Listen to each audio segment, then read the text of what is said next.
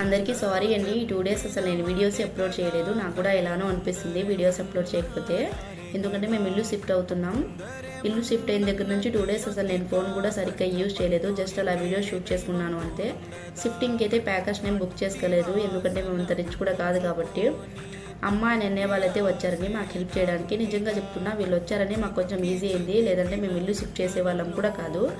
ఇదే ఇంట్లో last video. నాకు చాలా బాధేస్తుంది వీడియో ఎడిట్ చేస్తున్నప్పుడు కూడా. ఇంట్లో మాకు చాలానే మెమరీస్ ఉన్నాయి. అన్నీ కొద్దిగా సెట్ అవుతున్నాయి అనుకున్న టైంలో దేవుడు ఏదో ఒక పరీక్ష చేస్తాడు కదా మన మిడిల్ క్లాస్ లైఫ్కి. మనది కానీ ఈ వస్తువు పైన మనం ఎప్పుడూ ఆశ పెంచుకోకూడదండి. ఈ మధ్యనే నాకు అన్నీ తెలిసి వస్తున్నాయి. మనకు తినడానికి ఉన్నా లేకపోయినా మనం కస్తులు పడకుండా మనకంటూ ఒక సొంత ఇల్లు అయితే ఉండాలి. నాకు అదృష్టం ఎప్పుడు వస్తుందో ఏమో.